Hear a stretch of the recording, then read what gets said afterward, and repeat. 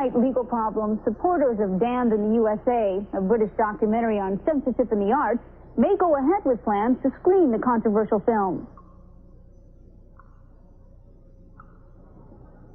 How you doing, folks? This looks like a good place to talk. Gotta keep it down, working underground, you know. I'm in this film and it's banned. The film you're about to see is called Damned in the U.S.A. My name is Jimmy Tingle. I'm in the film. Hello from Hollywood and welcome to Showbiz Today. I was performing at the Edinburgh Arts Festival in Scotland in 1990. I was approached by some producers who were interested in doing a documentary on censorship in America. I said, sure. We come to the States, we film the documentary, they bring it back, they make a film, we try to show it in the States, the next thing I know, we're banned. A controversial film on censorship had a unique showing tonight at Webster University. It was the film's first viewing in America since its New York debut in September. As News Channel 5's Julie Beard reports from the newsroom, after that first showing, the film was slapped with a $2 million lawsuit. Julie?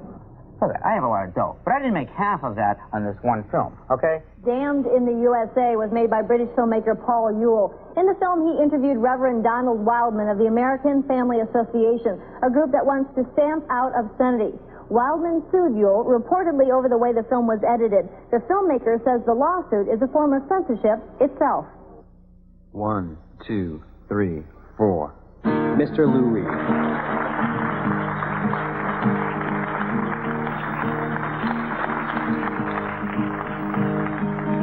Donald Wildmon was damned in the U.S.A.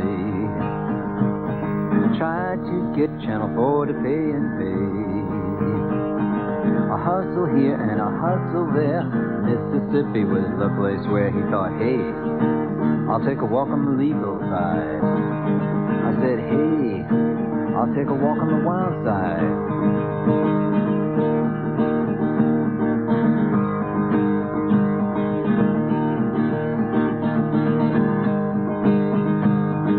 Righteous Donald bought the best lawyers money could buy. At the deposition, he looked them in the eye. A little lie here, a little lie there. He thought Mississippi was the place where he could, hey, take a walk on the wild side. He thought a hometown judge would rule on his side. The fundamentalist went, sue, sue, sue, sue, sue, sue, sue, sue, sue, sue, sue, sue, sue, sue, sue, sue, sue, sue. The fundamentalist went, sue, sue, sue, sue, sue, sue, sue, sue, sue, sue, sue, sue, sue, sue, sue, and they lost.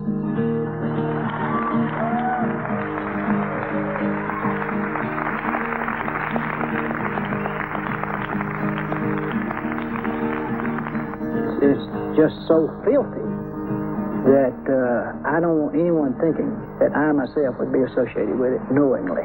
I hope you'll enjoy this film because it took a lot of time, money, and energy to be able to show it. But thank goodness we have the First Amendment. And they lost. By the way, the 11 p.m. showing tonight is all filled up, so if you don't have a ticket, don't bother going. It's an outrage, and we ought to terminate the National Endowment for the Arts because there will be no end to this argument and controversy over what is art and what isn't.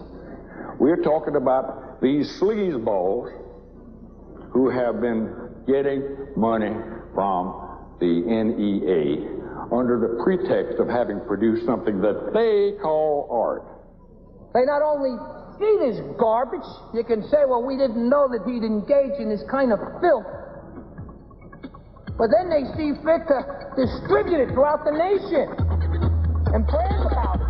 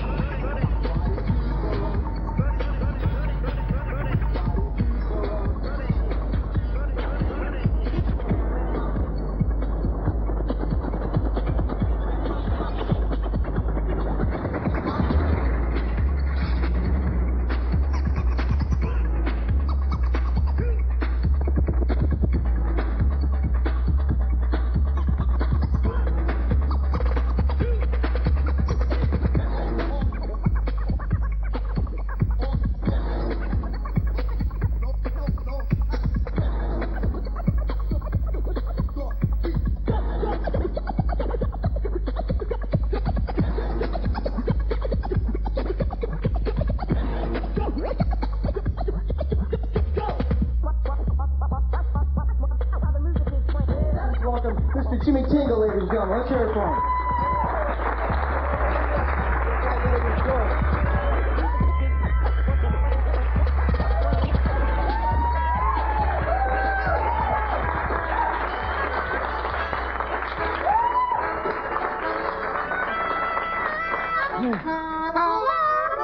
Good evening, ladies and gentlemen. My name is Jimmy Tingle, and that is my real name, and I'm from Boston, Massachusetts. Thank you very much for coming out this evening.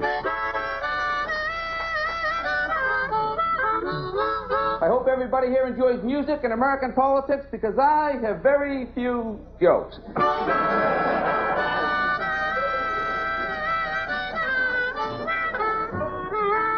Well, I suppose my first introduction to any sort of politics was in January of 1961. And at the time, John F. Kennedy was becoming the 35th President of the United States of America. And my mother, she gathered us around the television set. We watched his inauguration speech, and he talked about, I have miles to go before I sleep, miles to go before I sleep.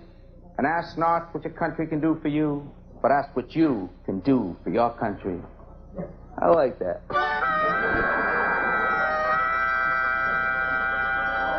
Then I didn't hear from JFK for 3 years because I was only 5 years old. It wasn't like I was following the administration. The next time I heard from Mr. Kennedy, I was 8 years old. I was in the 3rd grade, and the grammar school principal, Mr. Foley, came over the loudspeaker, his voice cracking with emotion. Boys and girls, President Kennedy has been shot today in Dallas, Texas. School will be dismissed early. And the whole nation mourned, and the whole world mourned, really, because the man stood for something. He stood for hopes, and he stood for dreams. He had a sense of vision. He had a sense of destiny. And I guess we stayed out of school about a week, I suppose it was.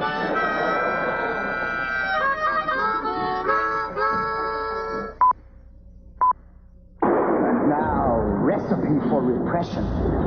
First, stir up fears about an uncertain future. Then, heat with accusations of obscenity. Make sure to silence artists and others whose views are controversial. Serve immediately. For our next course, government issue morality. It's a long way from apple pie.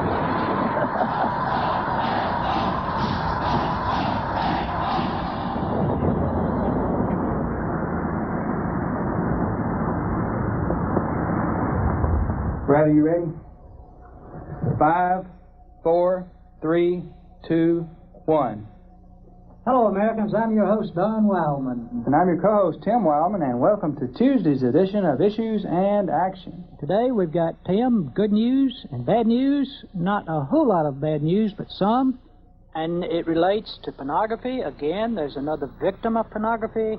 There's an article that... Claiming his message reaches 150,000 churches with 80 to 100 million members, the Reverend Wildmon wants NBC to downplay the use of drugs, diminish violence, withdraw advertising for feminine hygiene products, avoid profanity, and depict minorities at the same ratio as they exist in society. The use of sex as a part of a plot should be downplayed. New programs dealing with sex should present sex from the Judeo-Christian perspective. Adultery, fornication, and sexual permissiveness should clearly be presented as being wrong and destructive family relationship and non-approved behavior. Well, son, let's go settle and score some cops.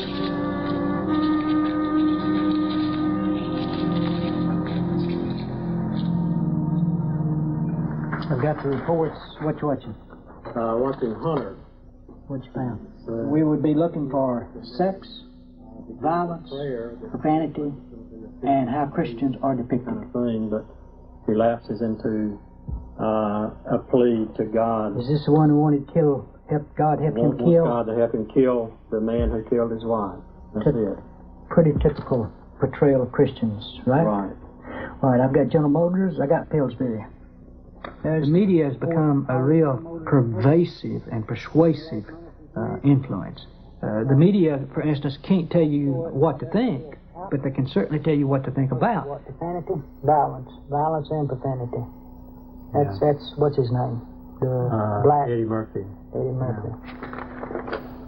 I was a minister and enjoyed being a minister and would prefer to still be a parish minister. We started the AFA dealing with sex and violence on television because that's what we thought we were dealing with. Over a period of years, as we saw the whole broad picture, then we realize that really we're not talking about sex violence on television. Really, what we're talking about is a struggle for the very heart and soul of civilization. Good morning, American Family Association. Hi, how are you this morning?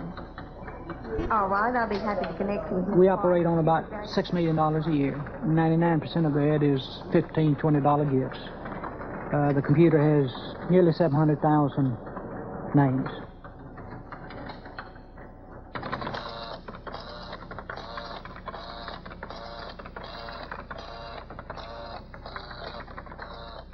It's just a contribution. It says Christmas gift in Jesus' name. A lot of times people will put on their check if they don't send anything back with it, specifying where they want it to go, or if they want it, you know, for a certain cause or something.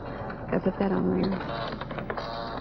So what we're trying to do is to affect those influences that affect the family. Television, pornography, abortion, in some cases, government support of pornography, as with the National Endowment for the Arts.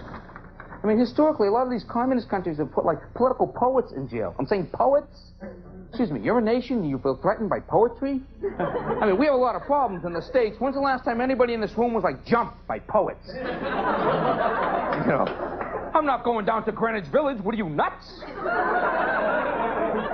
There's poets down there.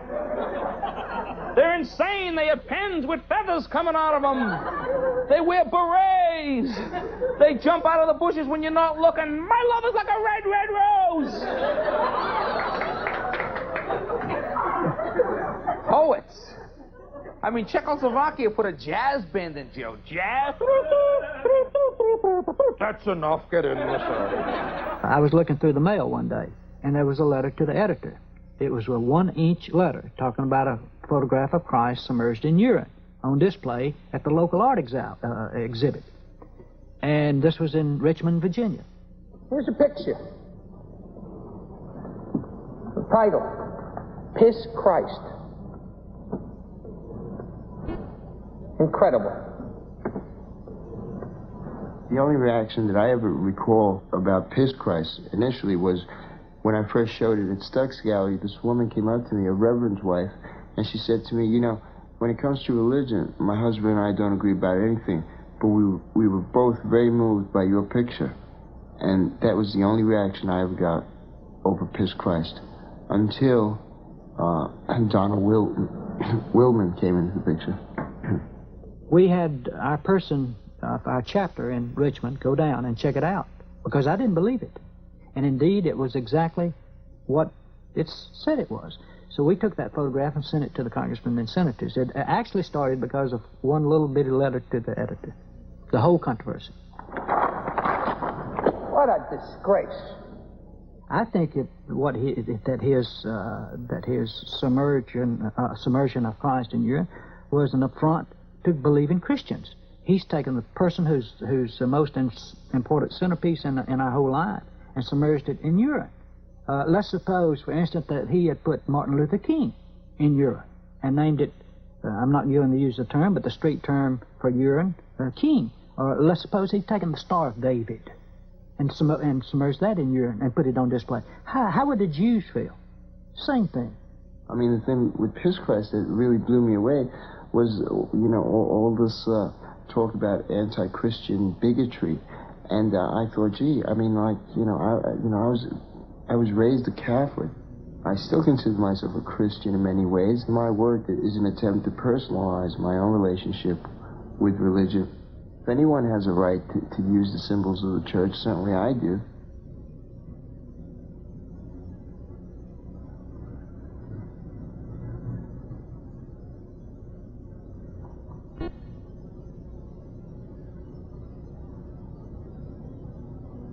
Now, if artists want to go in a men's room and write dirty words on the wall, let them furnish their own crayons. Let them furnish their own wall, but don't ask the taxpayers to support it. You know, at first I couldn't believe that people like Jesse Helms and Alphonse D'Amato would take the time to denounce me on the congressional floor. You know, that I would actually be, you know, an entry in the congressional record. If this goes unrectified, without there being corrective action, These crazies will go further. They'll say, we've got it. This is free speech. Serrano is a very interesting artist. He's 40 now, who was, in a way, discovered by much of the world because of the controversy surrounding Piss Christ.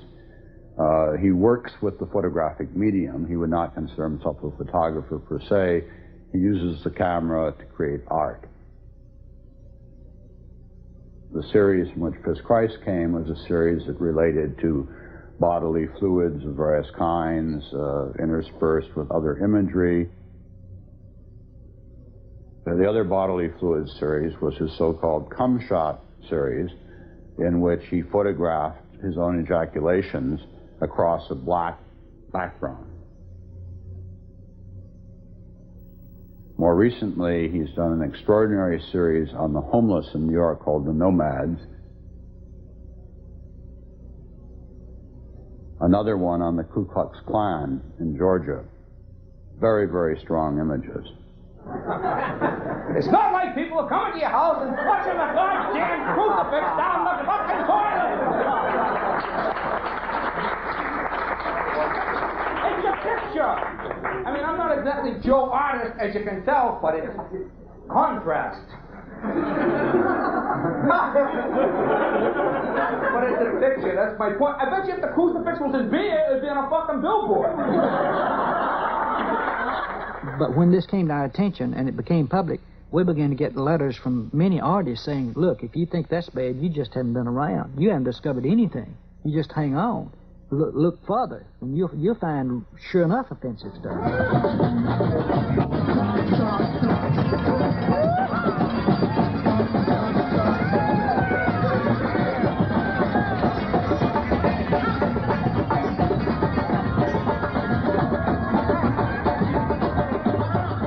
The Washington Post and the New York Times and other editors, knee-jerk around the country, have picked up the notion that somehow this is censorship. I don't care what these people do on their own time with their own money. But I say to you, Mr. President, when they start saying to the Congress of the United States, butt out, just send the money, this senator says no.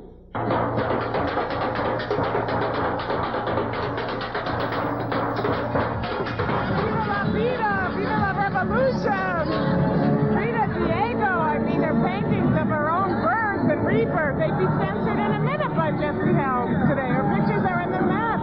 Roll up, roll up. It's the NEA circus. Come and hit Jesse in the nose. Get yourself an appendage. See if you can score right on the mark, right on his nose, right in his mouth. Get smart, defend art. I think that lots of us believe that the stuff that happens in the art world is never going to be seen beyond our neat little elite, well-prepared publics, who in fact are hardly ever offended at anything, except maybe the prices of stuff.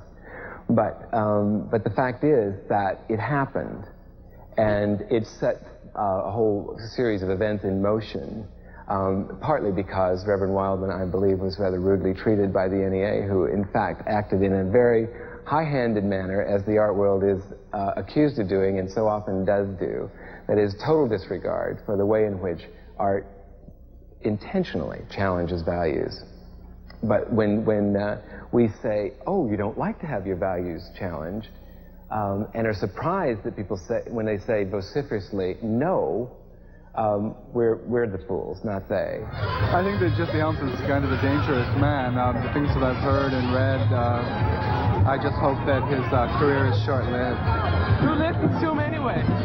We certainly don't. Look at us now.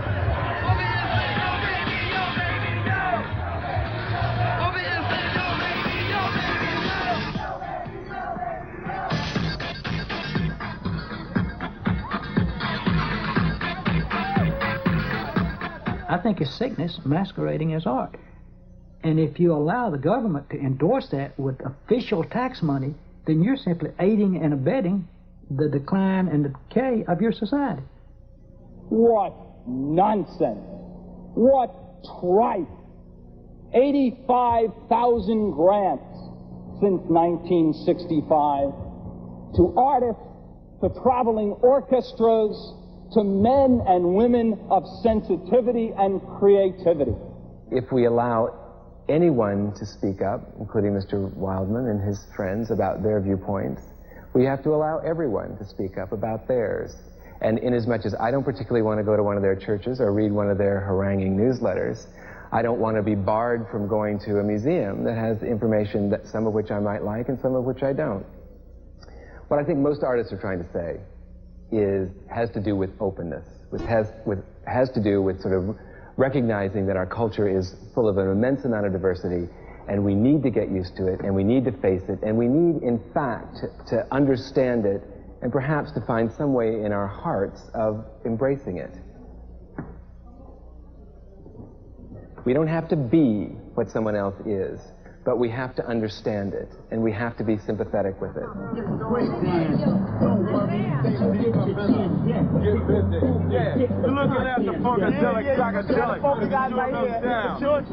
What I think Reverend Wildmon represents is a desire to exclude information that doesn't fit the picture, that doesn't serve the values. And that kind of exclusiveness is running counter to what we actually find, I think, essential in understanding how you live in urban cultures, for example.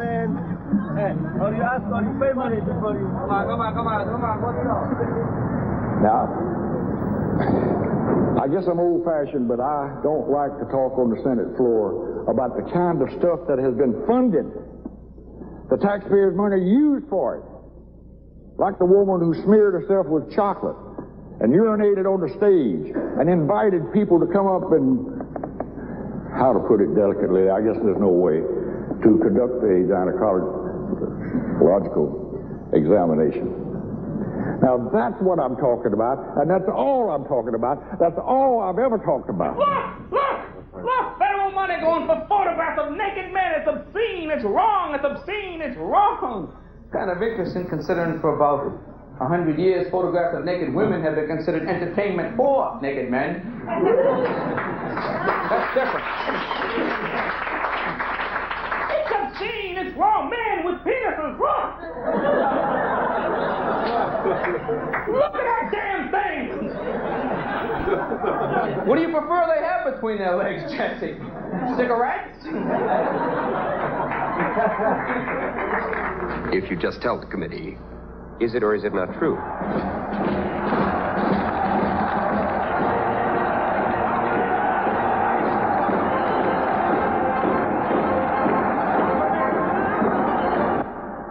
Just make good art, okay? Not bad, nasty art. And, then everything will be okay, alright? Remember, I know what's right, and I know pornography when I see it.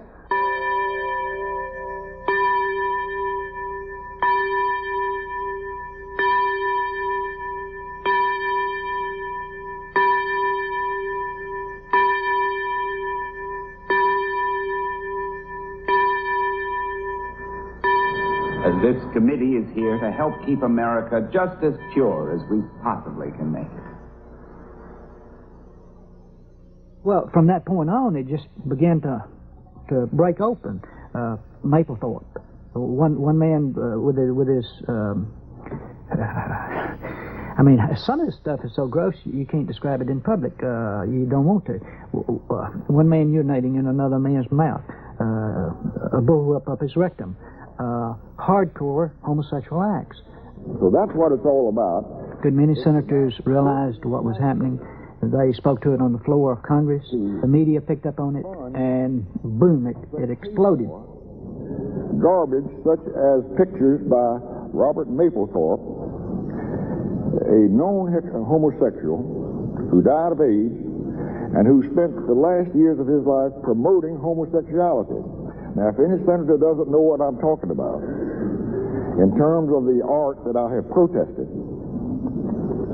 then I'll be glad to show him the pictures. A lot of senators have seen them. And every senator, without exception, has been sickened by what he saw. The Mapplethorpe photos caused a ripple in the nation's capital when the Corcoran Gallery attempted to show them last year. The gallery ultimately bowed to public pressure, and another museum showed them instead. But they went on to Chicago and Hartford, Connecticut without incident. But when they hit conservative Cincinnati, the law moved in, and charged Barrie and the Art Center with obscenity and illegal use of a minor in displaying some of Mapplethorpe's photos. A lot of Americans are uncomfortable with sexuality. It's not pornography, it's sexuality. And when they're confronted with it in any form, they don't know how to deal with it. They're uncomfortable. Or it brings out their worst fears about themselves. I thought it was very interesting that the people who so strongly attacked the show passed around Xeroxes, photocopies of the images among themselves and said, oh, look how terrible it is, so that we can look at it. I have the pictures here. Would you hand them to me, please? Now, any senator who thinks that I'm attacking aesthetic art, I don't know whether the television cameras can see it or not. I'm going to be fast enough with it that you can. But I want senators to come over here, if they have any doubt, and look at the pictures. Don't believe the Washington Post. Don't believe the New York Times. Don't believe any of these other editors who have been so careless with the truth. Come over here and look at the pictures at my desk. I yield the floor. Oh, boy. Where are these Mapplethorpe photos anyway, folks? Have you seen them? Has the news media seen them? Have they printed them in the newspapers? No, we can't read about that. We can't read. We're not of that age. National debate, yes, but we can't see them. Why not? Who says we can't? They contradict our family values. Whose family? My family? Your family? Whose family? The Adams family? The Kennedys? The Rockefellers? The Royal family? The Flintstones? Who exactly are they talking about here? You know? That's what kind of gets me, you know, the family values, you know. We can't see them. Well, the news media can show us all sorts of other things. They show us, what's his name, gaudy victims in the gutter, right? The blood coming out, right? The guy's front page of the paper. Why can they show us that? I wonder. I don't know. They show us Tiananmen Square. They can show us the massacres, right? They can tell us how they can demonize people in the press, right? They can demonize Noriega. You got to demonize him or no one's going to go along with the invasion. Noriega, he was an alcoholic. He was a drug dealer. He was into prostitution. He was into witchcraft. How do you know? He used to work for us. We have his resume. We have his resume right here. This guy was an asshole. I mean, they can show us that. They can slant elections. They can, promote, they can do that. Why can't they show us these pictures? And who decides, I'll permit you to pass those around, look at those, and pass them around. There'll be no comments, and there'll be no questions asked by counsel of this witness while you look at those photographs. Just pass them right down the line. The prosecution said the First Amendment had nothing to do with it. The defense argued the guarantee of free speech had everything to do with it. It was the case against the Cincinnati Contemporary Art Center and its director Dennis Barrie on obscenity charges for displaying 7 photos by the late Robert Mapplethorpe in an exhibition of his work last spring. We didn't get complaints from people who saw the exhibition. The complaints came before the exhibition ever came to Cincinnati. It was before the fact, before they even had seen the photos. It was only what the rumors of the photos and what they were told the exhibition was all about. That's where the complaints came from. Saying there's no sin in Cincinnati, Drew New Breath. Cincinnati's had for the last 20 years a very active anti-pornography movement. You have to be 18. They went after legitimate theater and legitimate movies, eventually closing such things as Last Tango in Paris and stopping The Last Temptation of Christ from playing here. That nobody else has. Stick with my album. I made 2 versions. The First Amendment gave us freedom of speech. And I do believe that when they looked at the list, when Helms and his buddies, such as the Reverend Donald Wildmon and others, looked at the list of where the show was going to go, they saw that in Cincinnati they had a city where they could make a stand and create the issue, because they had in place a number of the leaders that would create the issue here in this city. Welcome to my courtroom in the Hamilton County Courthouse. My name is David Albanese. I was a presiding judge in the Mapplethorpe trial that took place here in 1990 in September and October. I'd like to take you on a short tour of the courtroom where the trial took place. As you can see, it's a compact courtroom, All the chairs here in the back were usually occupied by the news media, and during the course of the trial, the defense attorneys and the defendants sat at this portion of the table with the prosecutors and their staff over on this portion of the table.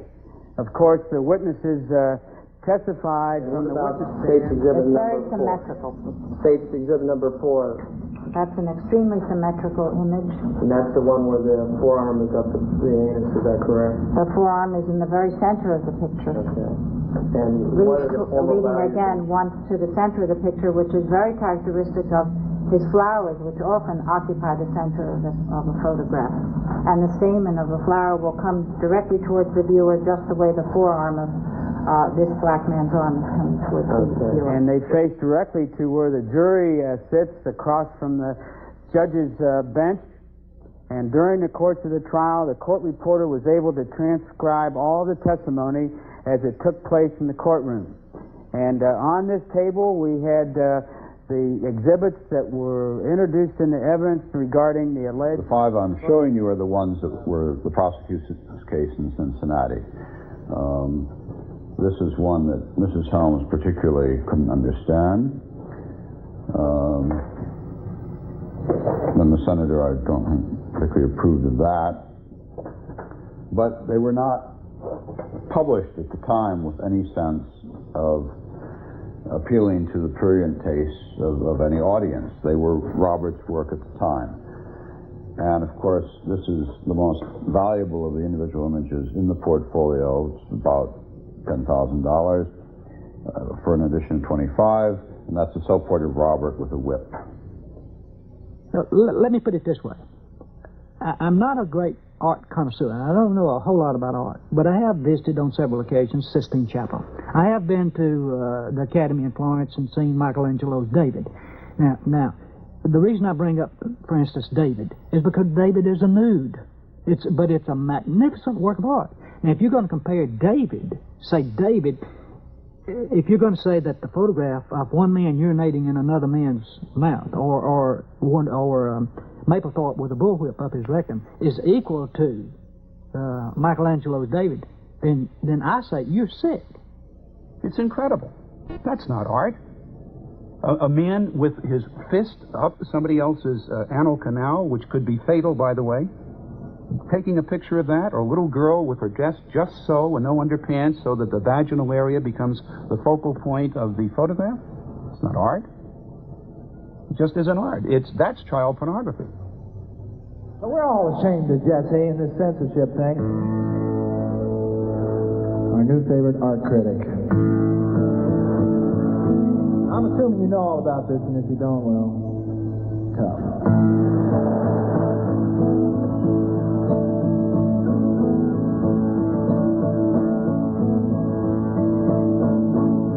If Jesse don't like it, then it's probably not art. Jesse knows what's good. Old Jesse is smart, and if you don't like that, don't feel sad.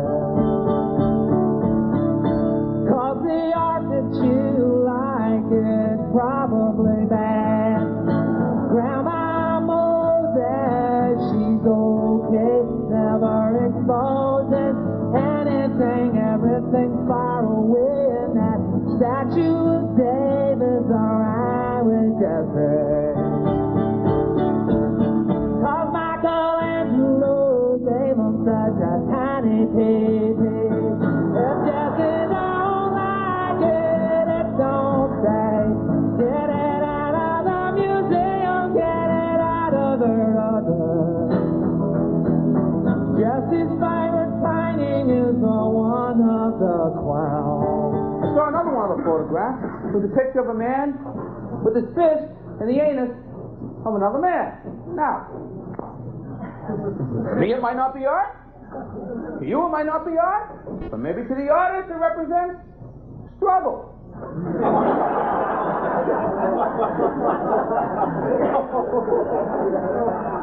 I don't know, folks. I don't know, but just because I don't know doesn't mean it's not art. I'm not sure. I saw another photograph of Mapplethorpe himself, a self-photograph, I guess, with a bullwhip in his rectum. Now, To me, that's hilarious.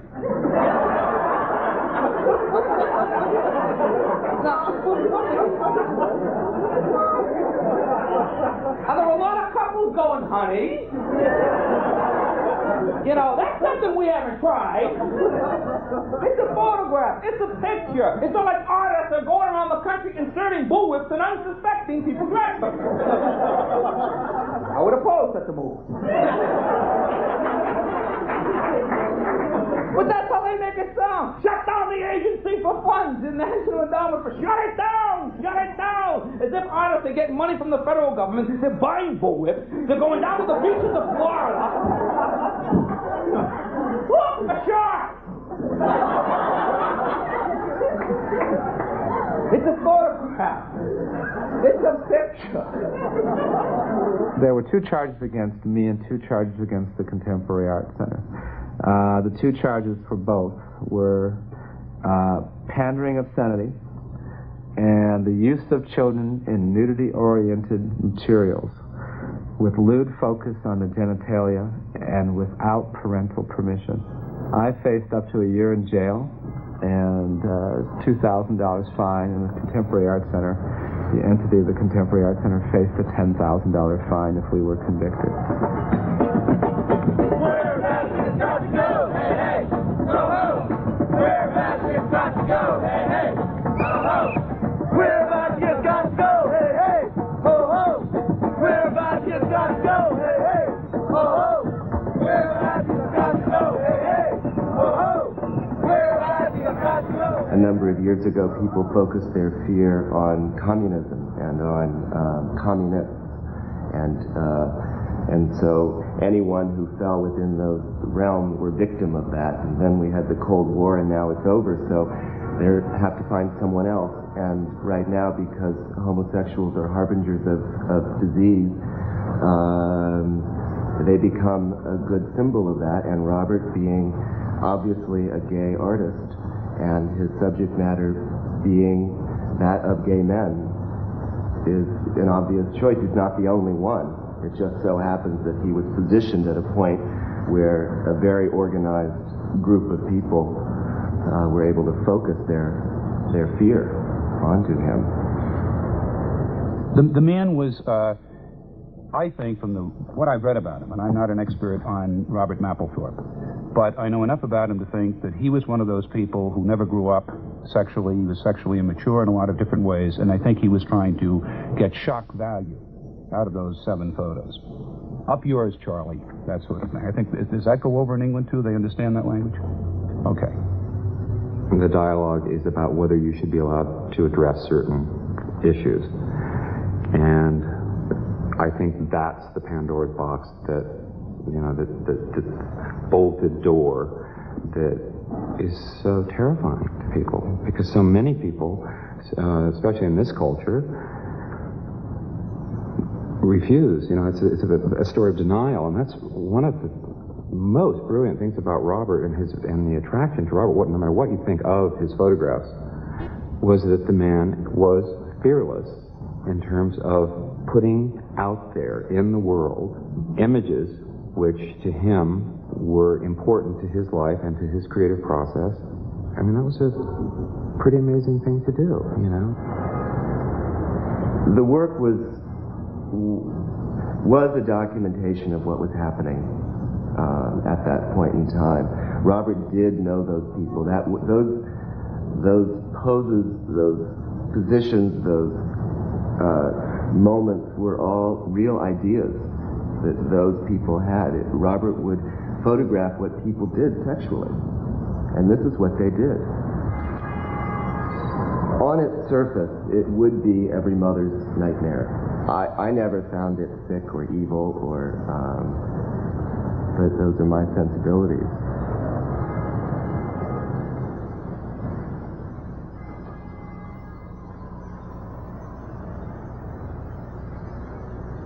And of course, the man in the polyester suit, which inspired one of the great quotes in my career as a dealer, because the critic from the Washington Post who saw this at our gallery in 1981 when we did a Mapplethorpe retrospective looked at the image and said to my gallery director, "But what is that large leather pouch?" She didn't like the show. What I think people miss when they think that Robert Mapplethorpe is making pornography is the fact that his camera looked at a lot of different subjects, and virtually all in the same way. He was very formal, very detached, very clinical, very studied in his approach. He was, there's hardly any spontaneity ever. There's hardly any sort of lifelikeness. They have a quality of being frozen in a moment in time in the way that sculpture does. And I think for that reason, they're about as erotic as diagrams of the body. And this, which is not to say that, you know, your average 8-year-old might not look at a diagram that's an anatomically correct person and, in fact, giggle at it. But I think it's that kind of mentality that looks at these things and sees them as pornography.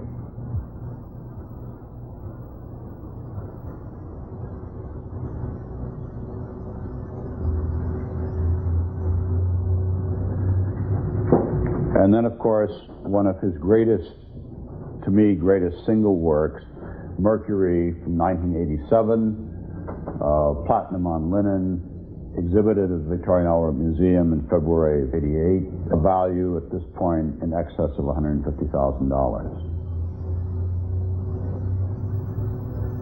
Robert's public persona was one of great power, bad boy, carefully cultivated, both in the way he dressed and the images he was working with. Robert, the person, was actually incredibly shy, soft-spoken, and gentle person. As a friend, Robert was incredibly generous, you know, giving in that way, you know, taking you along on his trip, where he went, who he saw. A big part of that decision-making process was about career, getting it out there, getting himself out there, getting the work out there. And I guess it's, you know, one of the reasons you live in New York and as a professional artist. And he was very, very, very good at it. At the end, of course, Robert knew that he was dying of AIDS.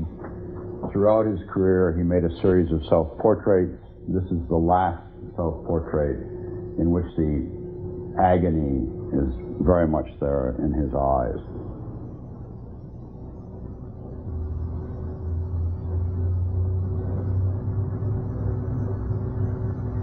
I mean, people are always intrigued by the demise of anything. And, I mean, tell me, I mean, for Robert to do a self-portrait of himself and is, towards the end, completely emaciated, staring right into the camera, holding a death skull on the cane that he needed to walk. He was going to present the image to the end.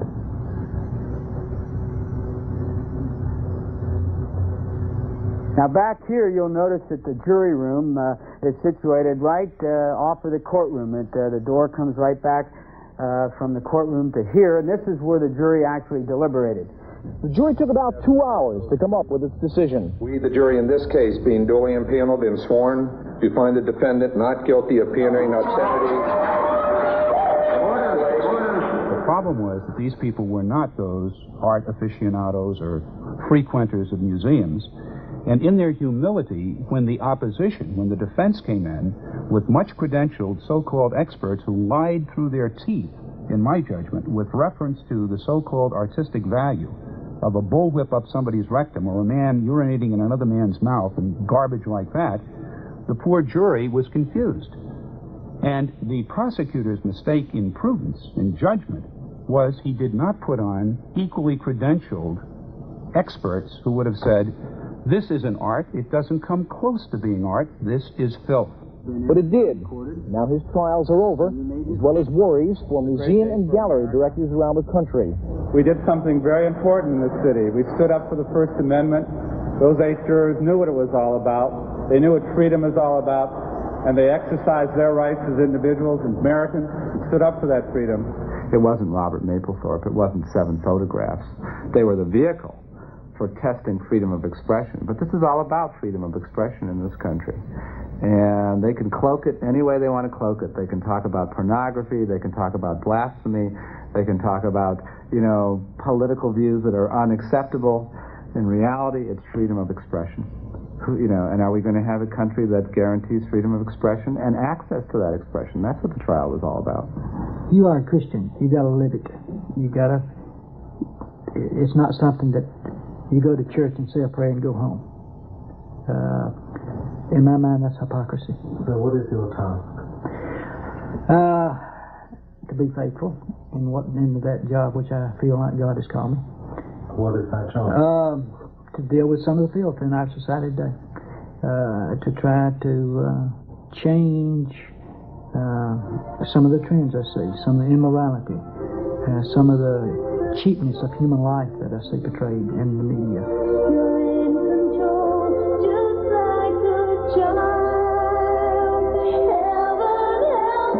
From time to time, we spent $2 to $3 million promoting boycott. Most of the time, $200,000 will take care of it. Madonna is very anti-Christian. She had a video simulating having intercourse with the symbolic figure for Christ. There's nothing there except sensuality. That's all she's selling, plus the anti-Christian bigotry.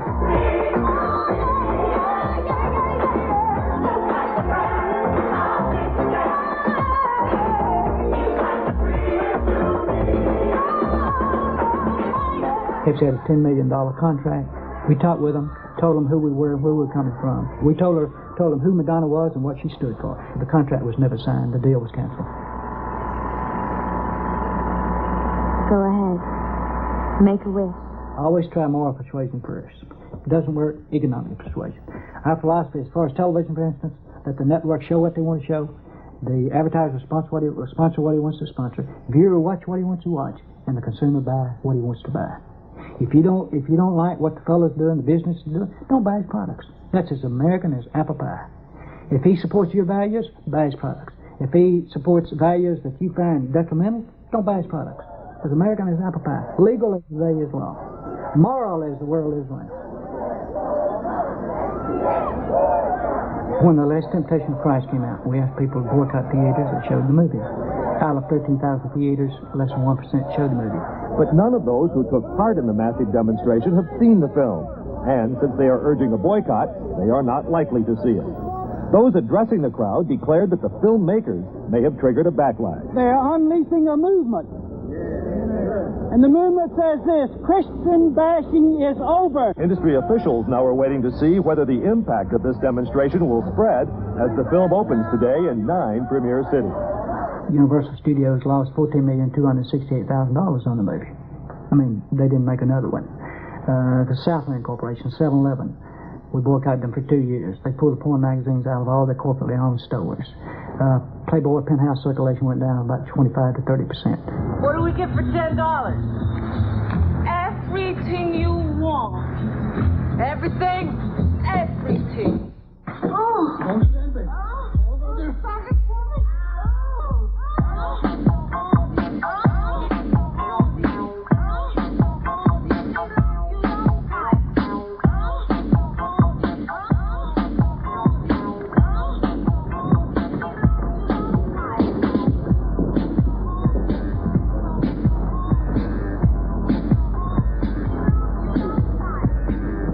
Playboy is so obviously mainstream American culture and entertainment that it's hard to find a lot of people who find the magazine stepping over the boundaries of what is good taste or what is acceptable. Yeah.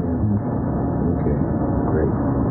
So that would be that's not too much. The Wildmon type groups succeed by pretending they have more power in the marketplace than they really do, and that's how they create fear on the part of companies that they approach. And one of the things that it's important to do is to strip away that, and why you have to address and attack their rhetoric you need to also understand that they're a fringe group, and I think that they're going to be increasingly perceived as a fringe group. Wildmon doesn't want to engage in a debate of marketplace ideas. Wildmon wants to remove from the marketplace the ideas he doesn't like, and that's a very anti-American attitude. I'm saying, look, let's put it out in the marketplace. You make your case, I make my case. I'm willing to take the end result. They say, no, that's not fair. You can influence people, you know. You have influence because you don't buy their products, and they don't want controversy and any number of other things. I'm saying that's the same thing you've been doing for years. What's wrong with me doing it? Well, the thing that's wrong is that I happen to come from a different political and philosophical philosophy. And that's really what's wrong with me, is that they don't agree with my religious convictions. I'm applying them the same way they are. I'm doing identically the same thing that the liberals are doing. But the problem is I'm being successful, and they don't like that. Yeah, some of the acceptable obscenities in life, and some of the acceptable obscenities, things we just take for granted, you know? I mean, they're making a big thing about the Playboy magazine. 3 years ago, I was down in Florida. I went into a 7-Eleven to get a Playboy magazine for the other comedians. So I walked in.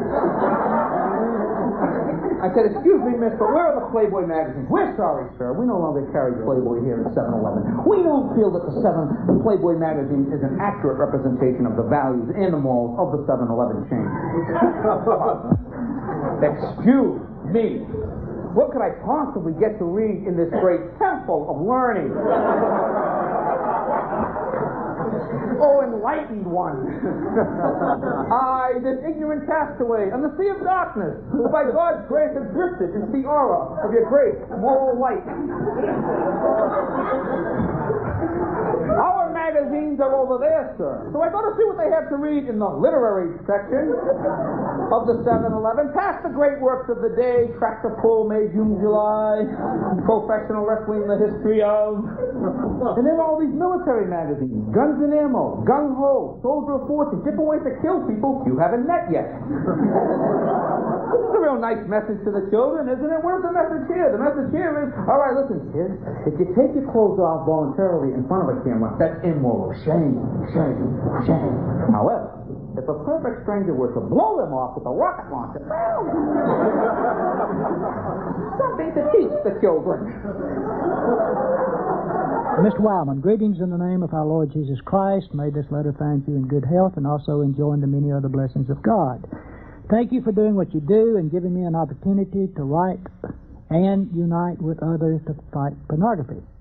Pornography was always in my life on the outside. Remember now that he's in the pen. In fact, some of my earliest childhood memories are of reading Playboy, Hustler, and Penthouse. I became addicted to pornography before I was in my teens.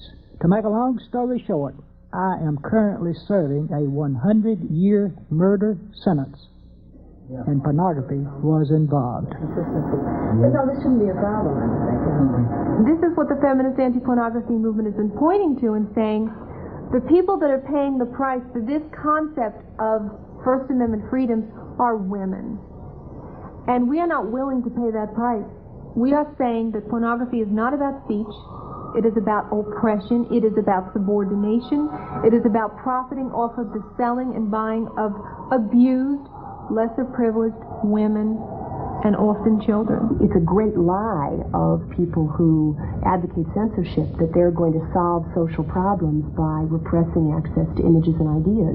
They have no examples in history to make their case. Quite the contrary. One looks at societies like the Soviet Union that have been closed societies, not only about sexual images, but about political dissent for, decades. And if anything, we are now celebrating the opening up of that society rather than celebrating the closed walls of that society.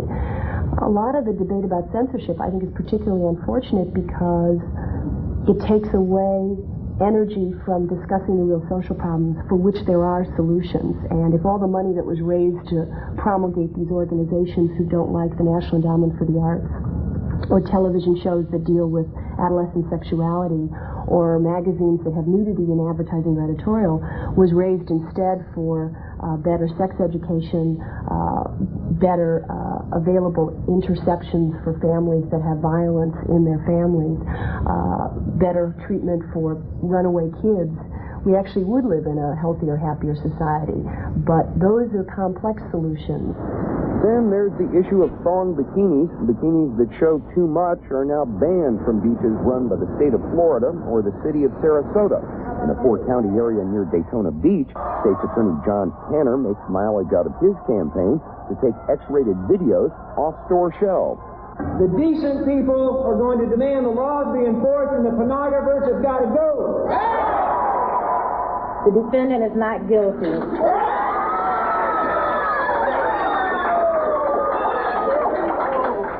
The 2-week trial of the Two Live crew ended after just 2 hours of deliberation by a Broward County jury. The not guilty verdict marked the group's first courtroom victory in an ongoing battle over their lyrics. Yo soy Juanita, pero no soy suertecita. ¿Tú crees que porque estoy vestida así, soy una puta?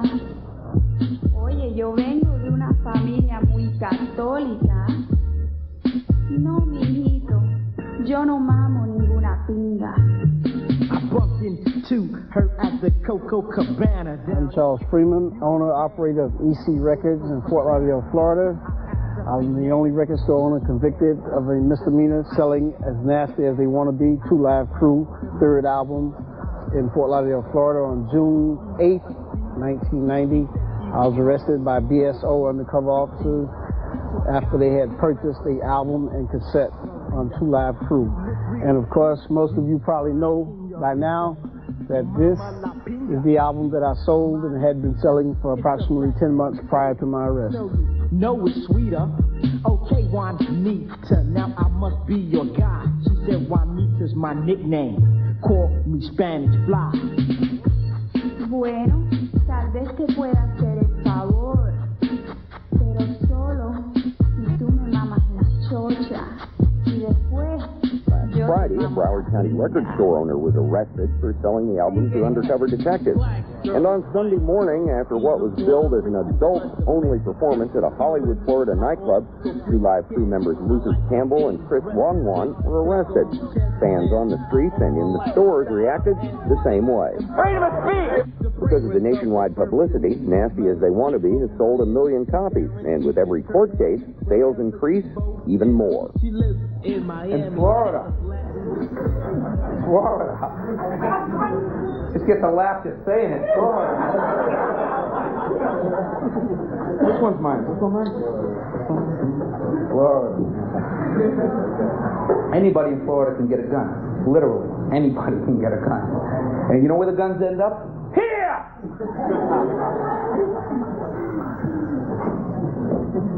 You know? It's like, well, everyone knows, well, that's the state that initially banned Two Live Crew's music as being obscene, you know? It's the same state where a convicted felon legally walked into a gun shop, bought an automatic weapon, snapped, wiped out 11 people. What do they close? The record stores.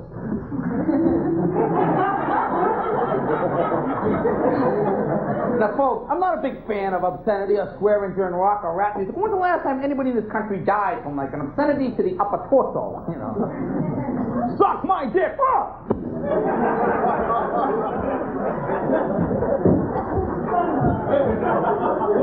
We've got the body right here, Captain. Apparently he was hit with a sexual innuendo to the chest.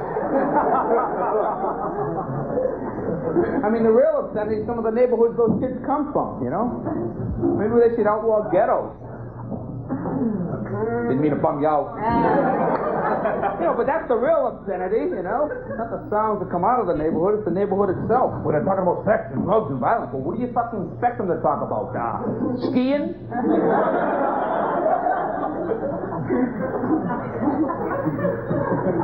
We were on the slopes the other day.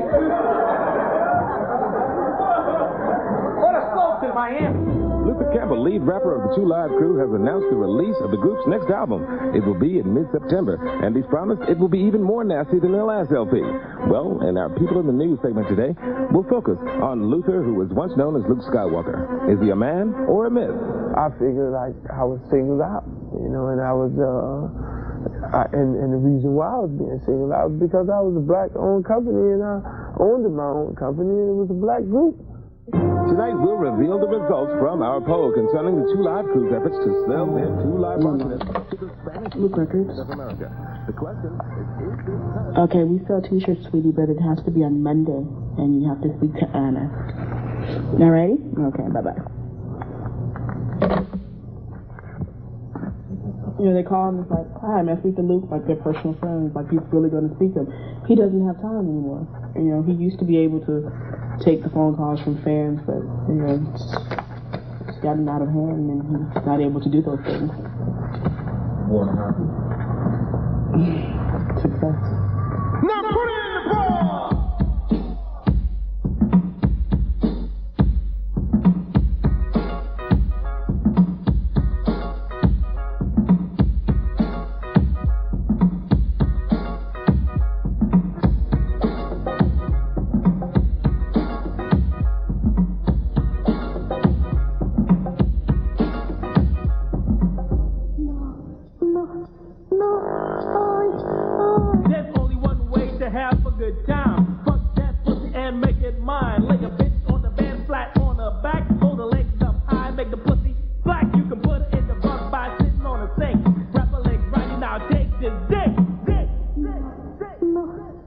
But there was a lot of violence against women in Two Live Crew, which comes straight out of pornography.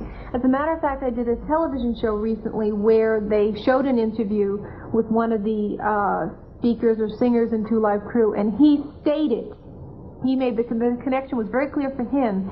He said that his music was designed to be enjoyed just the way Playboy is being enjoyed. They've had 2 more murders, you know, shootings at least, and they've had something like 127 felonies committed on the site in the last 6 months. Everywhere Luther goes, the maggots come by for obvious reasons. He's rotting meat from a moral standpoint, totally untalented slob. Big time First Amendment issue. This is the first issue that actually tested the First Amendment, what people did, people who didn't know what was actually going on was thinking like, yeah, ban them, you can't just say that. I take a precaution that nobody else has. I stick with my album, I made 2 versions, and I still got these clients right. The First Amendment gave us freedom of speech. So what you're saying, it didn't include me? I like to party and have a good time. There's nothing but pleasure written in our rhyme. After a while, the cops are going to have a right to come in our house, and tell us what we can say and what we can't say. I mean, that's going to take away the freedom of this country. This is the 90s and we're coming on strong, saying things and doing things that you're saying is wrong. Wising up, because on election day, we'll see who's banned in the U.S.A.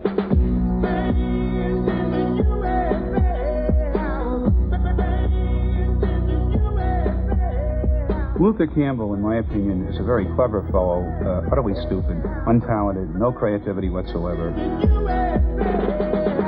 They couldn't care less about the First Amendment. It's of no interest to them whatsoever. All they care about is making money by playing dirty music, or not music, lyrics. Music isn't dirty, it's non-existent. But the lyrics are dirty, and that's their intent. And they were laughing up their sleeves at the pseudo-liberals, the bleeding hearts, who were coming to their defense, because all they care about is what they cart off to the bank. I'm from a place where at night at 11 o'clock, you hear shootings. You hear babies crying. You hear people getting beat up. You see mothers and fathers fighting on Friday. You see drunk people, every day walking around. You see homeless people. That's where I'm from. I can't hide it. Now, some people may say, oh, that's obscene. Or what he's talking about, which it is obscene. That's obscene. It is. But nobody in this government has picked up a pen or picked up anything to go and straighten that terrible picture out. See, it's a mirror. And in that mirror, I'm a reflection of what's in the mirror. But if you want to clean the mirror up, you don't want me talking about what I'm talking about anymore, then go clean up where I'm from.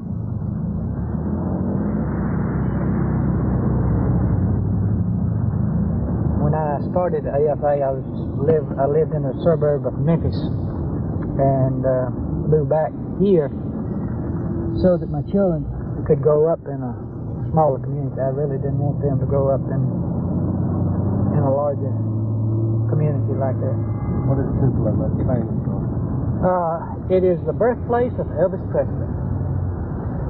I liked the man, I liked his music.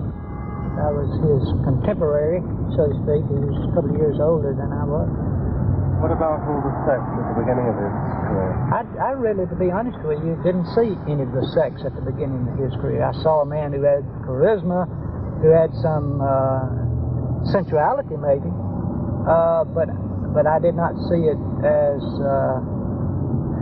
as exploiting sex as many of the media stars do today, and as much of the media do today. We have another song here, friends, that we hope you like.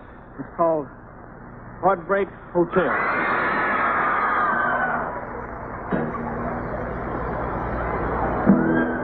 Well, since my baby left me, well, I found a new place to dwell. Well, it's down at the end. Let's see, right over the crest. See the top of it between those trees. Right here, on the right. There is the birthplace of Elvis.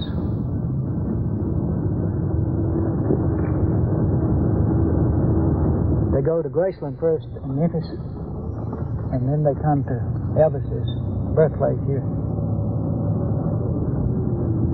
I think on the one hand, you have artists sort of wanting to deal with real issues in real life, and at the same time, you see a lot of people who would prefer that the world had never changed from what they perceive to have been a wonderful golden age of fathers loving mothers and mothers loving back and everybody taking care of their 2.6 children and living happily ever after in sort of houses in the country. Whether that world ever existed is, of course, a good question.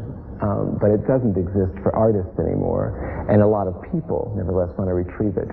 Well, we've had some come to tell us they were Elvis, you know. We've had a lot of those. Yeah. Well, it's good to see you, Brother Wildmon. I'm glad I got to talk to you. Bye-bye. Bye-bye. Bye-bye. If I had my druthers, I'd rather get up and walk away. I'd rather not be involved.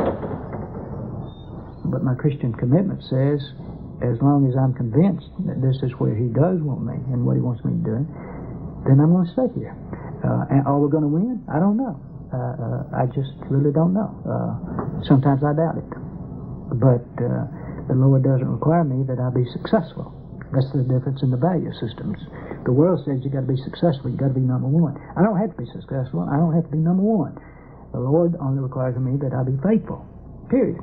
So whether or not we'll be successful or not remains to be seen. I won't know in my lifetime. I mean, the way I look at it, if you don't like Two Live Crew's music, don't go see it. I mean, don't buy the album. You don't like the Mapplethorpe photos, don't go see the display. It's as simple as that. You don't got a bullwhip in your rectum, you got nothing to worry about. Who's just talking about a new order? Well, look at the Ayatollahs. See, the weapons aren't always that effective because you can't always change people's, minds with them, and that's what we really have to do, I think, on the planet and on a broader terms, change people's minds, not just their behavior. But look at all the weapons. The Ayatollah took our hostages. He wasn't afraid of nuclear weapons, chemical weapons, planes, tanks, aircraft carriers, none of that stuff. As a matter of fact, the only thing the Ayatollah was ever afraid of was Salman Rushdie's book. We should be building bigger and better books. That's what we need in this country. Anyway, so from time to time, I end up telling these people these jokes, and people yell, "Come on, tell a joke! Jesus Christ! Firing line, come on!" Tell a John what the issues. If I wanted to hear the news, I would have stayed home. I tell them, knock, knock. Who's there? Rita. Rita who? Read a newspaper. Maybe you know what the hell I'm talking about. Hey, folks.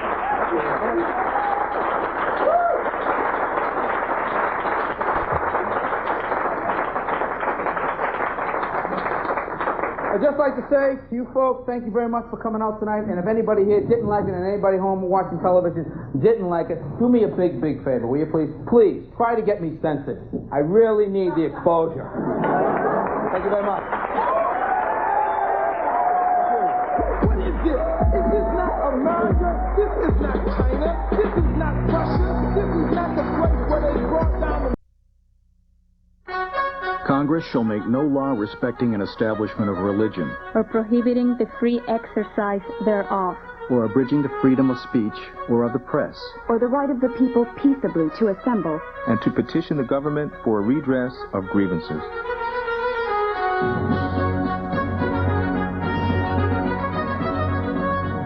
Damned in the U.S.A. A First Amendment debate with guest panelists John Frontmeyer, Carol Sobel, Earl Hutchinson, Martin Garbus, Sheila Kuehl, David Llewellyn, Bruce Hershenson, and moderated by Cynthia McFadden.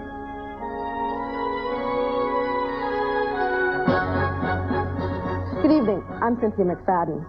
After the film we've just seen was completed in 1991, it was broadcast in Europe to critical acclaim.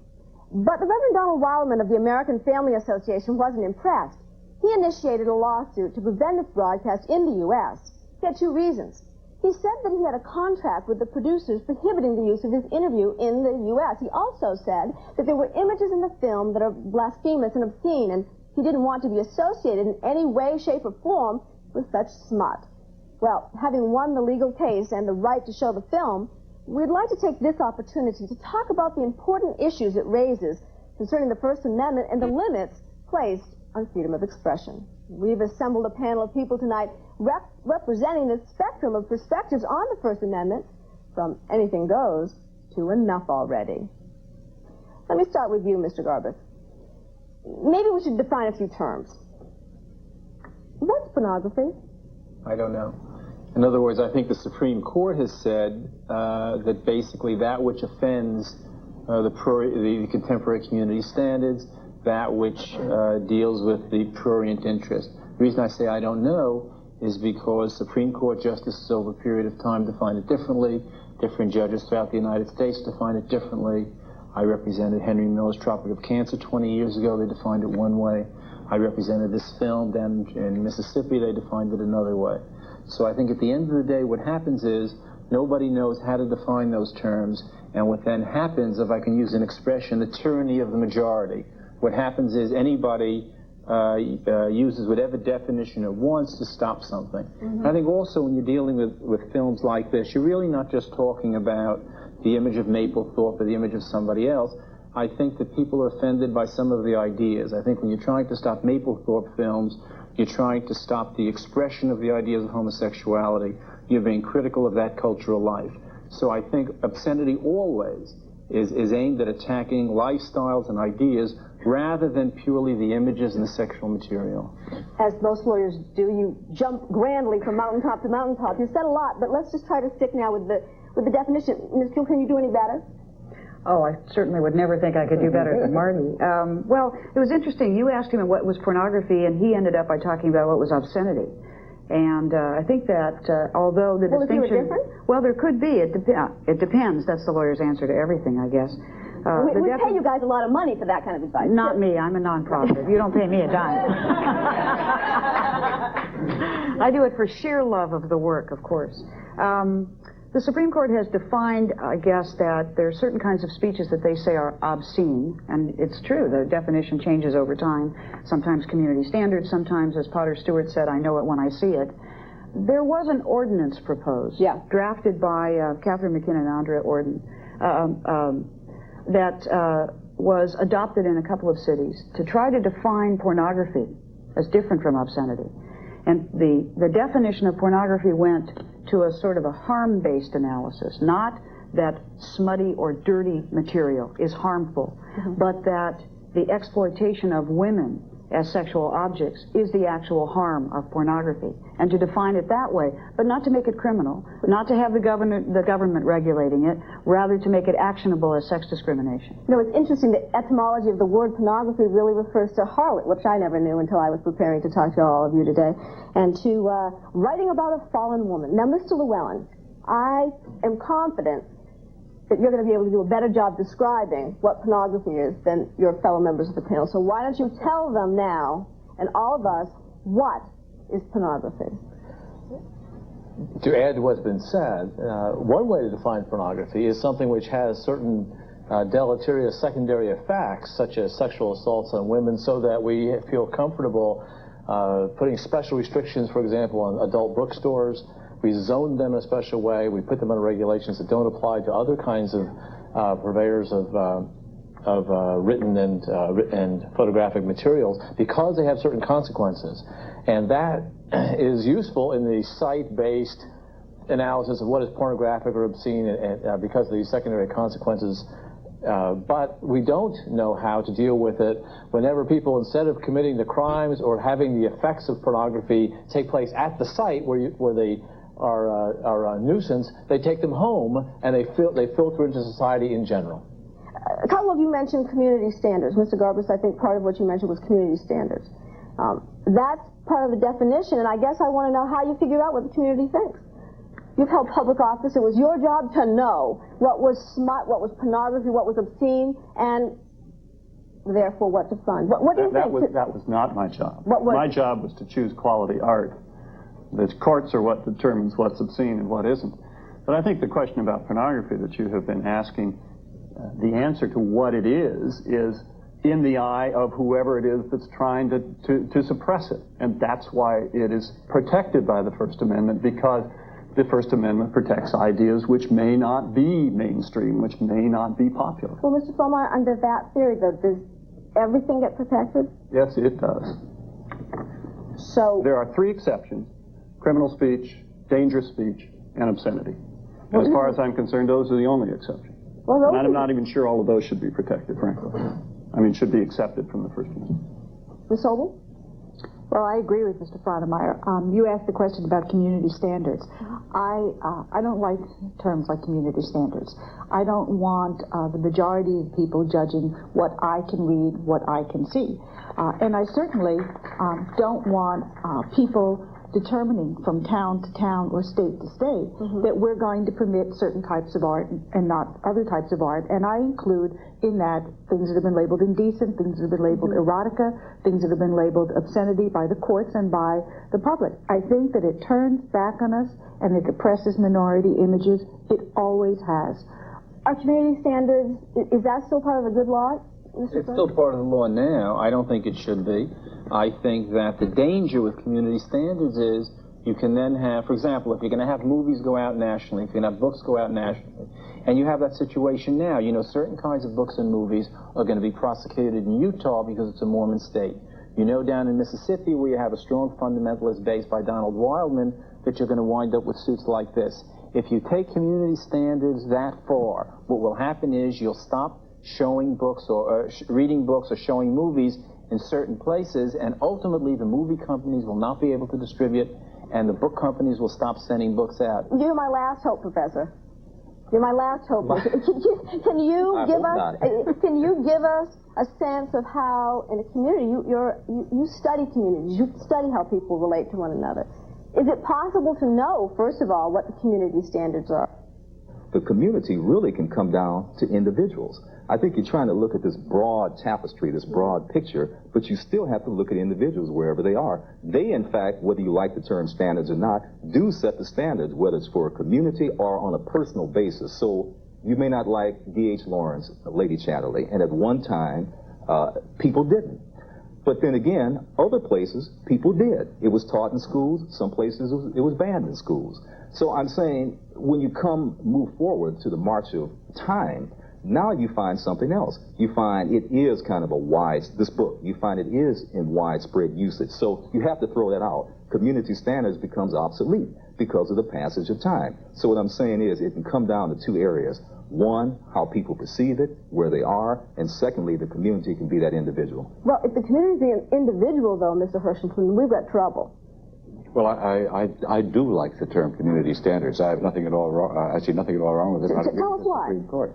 Because the whole idea of the United States was to have those laws administered by those closest to the individual. I certainly don't want it administered on a federal level, but a community has the right through their representatives, through their elected representatives, to dictate their own standards. I see nothing wrong with that, and I see everything right with that. So how's that done? I mean, is that by a show of hands? I mean, it's by elected representatives. Well, let's make ourselves a community. We're the community. We're a community of 8. Okay. Okay? And one of the big issues this year in the campaign is this question. There have been a couple books that people have sought to keep out of a couple of school libraries. There are a couple of movies that have been in town that people don't like, want to close down, an adult bookstore. It's the issue. It's the talk of the town. That doesn't strain credulity for you, does it? I mean... It happens every day. There happens every day. Out there every day, these issues. Okay. Because they're offended by their community standards are being offended. Okay. But if what you're saying okay. is that 51% of the people can vote to ban Huck Finn, or 51% of the people can vote to ban a book that Sheila likes, then I'm opposed to that. That's the tyranny of the majority. That's what the country, that's what the Constitution specifically said it didn't want. Each of us at this table represent different minority groups. If you can have 51% of the people tell each of us what we can or can't read, or what can or can't be in the schools, then I think you've got a form of government that we didn't choose. I don't think the Constitution permits what Bruce says. I think it's a bad idea. I think it's unhealthy. What part of the Constitution? I think it's destructive. What part of the Constitution are you for example, down in Mississippi, where you have the fundamentalist power base, where you can wind up with a situation where you will not find Huck Finn in those libraries. I think there's something wrong about the country where you can read certain books in California and not in Georgia. I think that's... There's nothing at all wrong with that at all. And it says the Congress shall make no law abridging freedom of speech. There's an important limiting principle on the tyranny of majority. The Constitution says we operate by majority rule. But the most important principle is that the majority may not strip the minority of their rights. That is an extraordinarily important principle. And I think by adopting a position that says, well, we elect our public officials and that's how we decide, and if you don't like it, you move someplace else. It doesn't say move someplace else. Vote someone out or into office. Because you are confusing the legislative and essentially the judicial powers. The legislative power is constrained by the First Amendment, but the conscience is also protected by the First Amendment, the individual conscience. And so that legislative power cannot prevent a person from saying or thinking what it is he or she wants. The legislature, the elected representatives can make that decision, and if someone doesn't like that decision, they can bring it to the courts. They can't. The First Amendment constrains the United States Congress. That's the reason that it was adopted in the first place. That's correct. Well, whether we like it or not, federal government. Isn't he right, at least at this point, that it is currently the law of the land as understood by the Supreme Court? But he just said something that actually undercut his own argument. Which is? Which is, if they don't like it, they can go to the court. But if the court adopts a standard that the community standard is the standard, then it becomes a tautology. The court is then saying whatever the legislature says is the law, and if you go to the court, they say, don't come to me because you just adopted this. Should it be simpler than this? If they're all making it too hard, why not just say 51% think Huck Finn should be out, Huck Finn's out? This is an oddly esoteric argument because no one has ever suggested that the majority has this kind of power. The formulation, which has been explained to us, has many other factors in it. Okay. But the problem is, how do you protect the community given the fact that you don't want to give an absolute censorship right to 51%, and you have justices who can't agree on what terms should be applied, and yet you have studies showing that the kinds of things that kids see on TV is making them more violent. It's making them more sexually aggressive. It's resulting in teenage pregnancies. It's affecting the community that people live in, and they want to be protected against it. So what's the Llewellyn solution? The Llewellyn solution is at least to have some kind of a community standard which allows consideration by the community of these deleterious effects which are being denied by the people by people who are pure purveyors of speech, as if speech had no consequences. Okay. Just come. Mapplethorpe is dead. Vodarovich is dead. Their lifestyle killed them, and what they are promoting by the lifestyle killed them. Whatever happens, ideas kill. That we solve our problems by vigorous debate. I mean, this whole notion that we have to be protected against forms of speech puzzles me. I thought that the First Amendment was based upon the philosophy that ideas are overcome by better ideas, by compelling ideas. Some kinds of protection is necessary. There have been over 3,000 studies. You're probably aware of these. And the effects of violence on television is persuasive. Let's try to back off the start. Validated. I think these studies are nonsense. And what happens is there's a reliance on these studies. For 20 years, it's clear that they're nonsense. I want to go back to what you said a second ago. I want to get to effects. I think it's important, and we're coming to effects. But let's just stick now on how we figure out what it is. You say it's undermining this sort of value system. I want to know, where do those values come from? What values are you talking about? Well, I didn't say it was undermining the value system directly. I'm saying that there is strong evidence that there are actual measurable effects on people. Okay. So even if you disagree with the value system, you have to deal with the facts and the realities that these ideas have consequences. But yes, I do think that eventually goes back to values, that arts and entertainment do set values, and values set how people will look at facts. And so there is a moral debate going on over these values. So we need a consensus on the values, is what you're saying. We need a consensus about the range of disagreement which is permissible without destroying the underlying structure of society. You know, I think there's an elemental piece of this that's missing, and that has to do with who has the majority power in the country and who doesn't. Okay. The First Amendment protections were originally constructed so that the government, which was seen to have more power than the individual, would not constrain the individual from speaking, thinking, etc.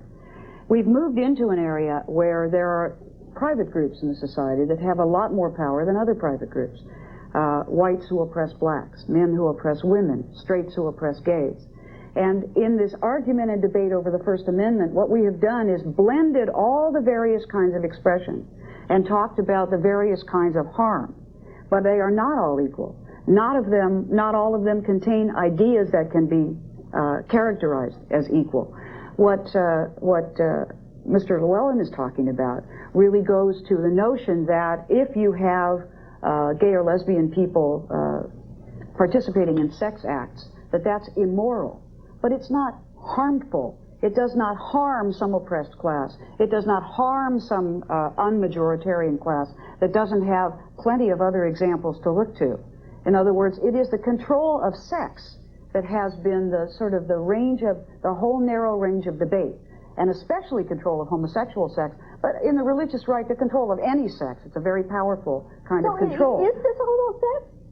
Well, I don't know what else it's about. It's all about values, it's all about standards, it's all about... But it's about controlling the expression of sex. It's not about... I mean, when we talk about pornography as a harm to women, it's not because sex is a harm to women. It's because the pictures of women only shown as sort of, unthinking objects of sex, and especially violent sex, creates a second-class citizenship for women in society. That's the idea. Maybe all we know from this first round is that we can't really articulate it, and maybe Potter Stewart wasn't so far off when he said, you got to give me a few examples, I know it when I see it. So let's talk about some examples. By the way, the only person who gave a definition that I thought was pretty interesting from Miller was Kathleen Sullivan from the Harvard Law School, who said if you're looking for pure interest at the same time that you're looking for patently offensive material, you have to have something that both turns you on and makes you sick. And whether or not you can come up with one of those, we can talk later. All right, in your mailbox is the Vanity Fair edition with Demi Moore, 8 months pregnant, 9 months pregnant almost, on the cover. Obscene? Not to me. But, I've been accused of having no standards. Mr. Llewellyn, you get the same magazine promotion. Are you bothered by it? Not by that particular example, but I can imagine an example where someone would mail out something which I would consider to be pornographic. We'll get to some of those. So, same picture. A little bit of an angle difference, high heels this time, and that sort of look on her face. But it's the same Demi Moore, it's the same naked Demi Moore on the cover of Playboy. Problem with that, Ms. Kuhl? Probably. Why? Well, because there are images which carry symbolic baggage. If a white person burns a cross on a black family's lawn, there's symbolic baggage. It ain't just trespass. I hate to disagree with the Supreme Court. There's symbolic baggage. Women who are demeaned in society primarily through being characterized almost entirely as being available for sex unless they say they're not. I mean, rape is assumed only to happen if you fought, right? Mm-hmm. You didn't consent. That means you're available for sex unless you say you're not. It's the whole way in which women are kept in a second-class citizenship in society. So whenever they're characterized as being about sex only by people who are not in their class, by the majority class, then there's a possibility. This is not obscene. This is discrimination. It's not that it should be criminalized, that the magazine is, you know, criminalized. But here's what I don't get. Same picture. One is on the cover of Vanity Fair. The other is on the cover of Playboy. You're saying that the content changes when the magazine masthead changes. You said slightly different angle, high heel. Slightly different. That look on her face. Oh, no, you gave that look on your face. I don't know if anybody caught it back here. We all know what that is. I think the fact that you asked the question that way intimated that you also think that there may be a difference, or why ask the question? I'm interested in what you're saying, Sheila, because I wonder what the next step is.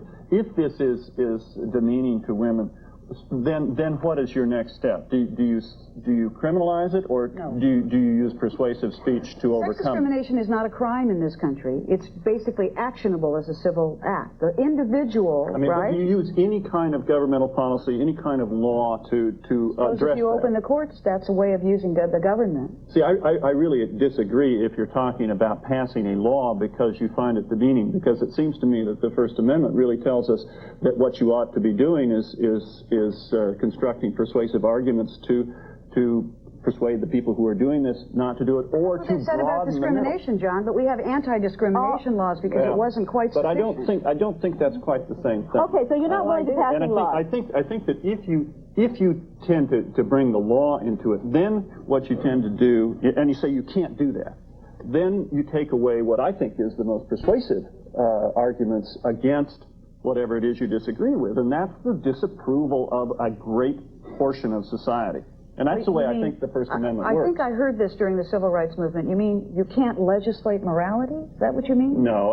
I mean, you don't want... you have to wait for the weight of public opinion. I don't think that's fair, though, because I think in the one context, you're dealing with, yes, you can't legislate morality. You can't make people like people when they... We do all the time. No, but you can't make people like people when they have to let them into the restaurant. But you have to let them into the restaurant or into the hotel. Doesn't the legal system enshrine certain values, whether or not we want to admit it or not? I mean, aren't there values even if we say everything comes in? If Mr. Garber says nothing is regulated, that is a certain kind of value system, isn't it? Aren't we kidding ourselves to think that it isn't? No, it is a value system. The value system is that you shouldn't have a majority telling a minority what to see, and the value system says if I put out lousy ideas, let's say hate speech or supporting the Nazis or saying that the Holocaust didn't exist, then the best thing to do is to have a lot of other people out there having free speech telling me that I'm crazy and I'm wrong. Just a second. I got another example. The Mapplethorpe pictures.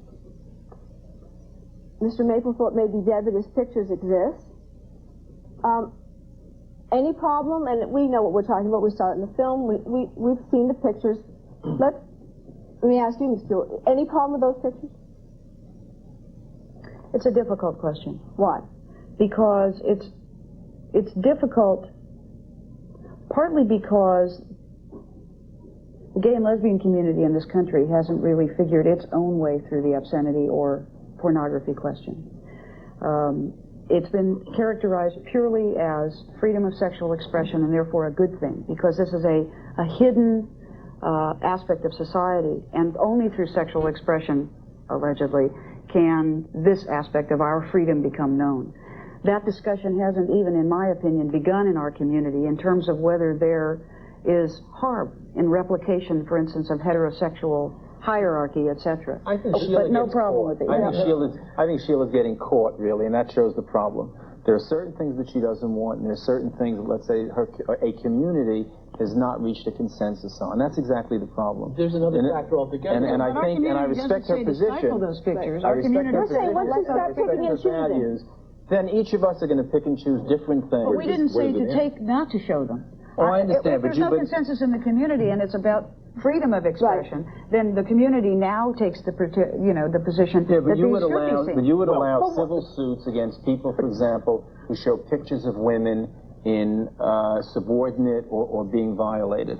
And I think that that's inconsistent in a way with saying that you should permit, which you haven't said, but you should permit Mapplethorpe photos. Principles instead of what the law says for a second here, okay?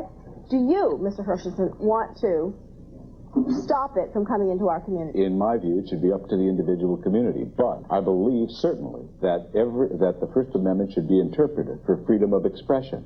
But I do not believe that in our wildest dreams we could interpret it that every American has to pay for that expression. Let's get some facts out here, though. This is I mean, if we care about that. Facts, go ahead. The Mapplethorpe show was funded through the ICA in Philadelphia. The amount of federal money in it was so small that you could not calculate it. And when we're talking about the Mapplethorpe show, we're talking about 175 photographs, of which 5 depict men in homosexual positions, basically.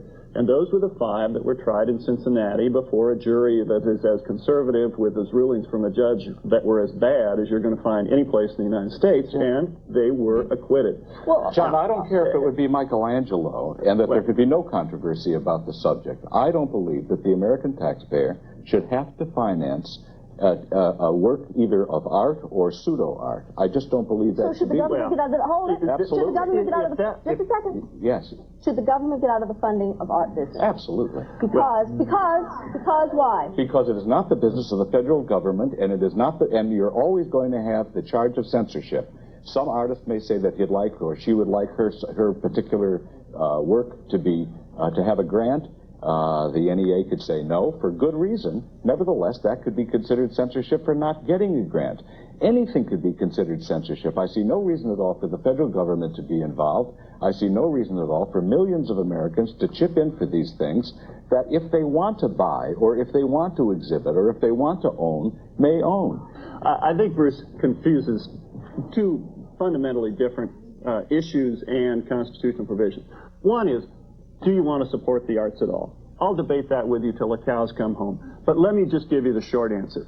Why in the United States wouldn't we want to try to coax from our citizens the most sublime, the most profound notions of what it is to be human? Why wouldn't we want to do that? Okay, but stop. Let me just tell you what the other issue is. The other issue is, do you as a taxpayer have a line item veto? And the answer is clearly no. May I now answer that? First, it was Lou Harris who took a poll in 1982 among Americans, and this was before the big controversy and before NEA was ever a subject of real controversy. But would the average taxpayer, would the average American want to pay $15 more, $15 for art a year? 59% said yes, and he was using this as an argument for taxation for the arts. I would use it for the opposite reason. If 59% of the American people would like to pay $15 for art, do it. The government funding contributes to the democratization of art, and that's the important part of it. Not that we, it's about, why should we go to war but not care about whether we have any soul? These rebellious artists want to be subsidized by the taxpayers that they're criticizing. It's absolutely But they're rebellious because they're controlled by the majority. They're not rebellious in the other way. This has to be the final point. Let me just give you this example. During the 70s, when China was a repressive country, the United States government was sending some artists to China who were criticizing the government. And for the people in China, they were saying, maybe that is how democracy works, because here is the United States government bringing over people who are criticizing the government. Isn't that wonderful? I have no problem with that at all. If you want to use artists as propagandists, that's fine. But call them propagandists, don't call them artists and give them free rein to do whatever they want to. You take the edge of the issue and misrepresent it. All I'm saying is that there is nothing wrong with criticizing the government, just as there is nothing wrong with taking offense.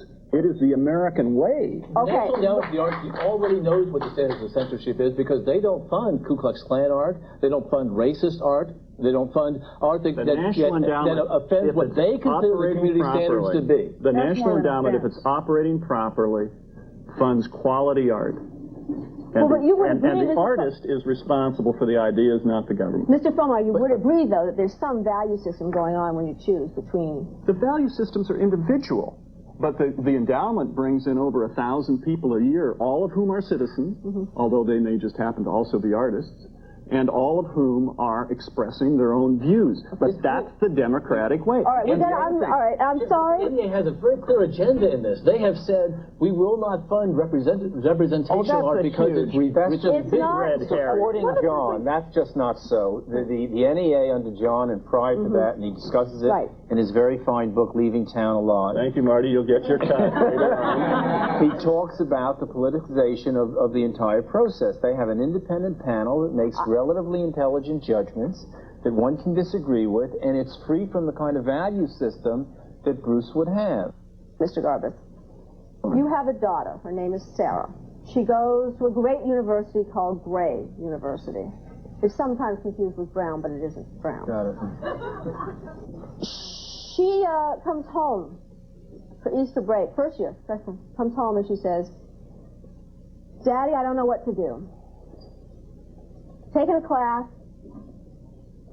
the teacher in the class, the professor, keeps talking about the head of the school is that dirty Jew. That dirty, greedy Jew. And it really is bothering me. What? Can you do something to help me? I'm against speech codes in colleges. I'm against also limiting the right of a college professor to teach a particular course. If you're getting into a different area, perhaps, I don't want to avoid it libeling somebody or saying something else. But if you're talking about, let's say, Jeffries, someone walking in and saying, this is what I believe that the Jews are responsible in large part for the slave trade. You're referring to Professor Jeffries, who's currently in or Shockley, who taught down south, that the Negroes have a smaller brain capacity.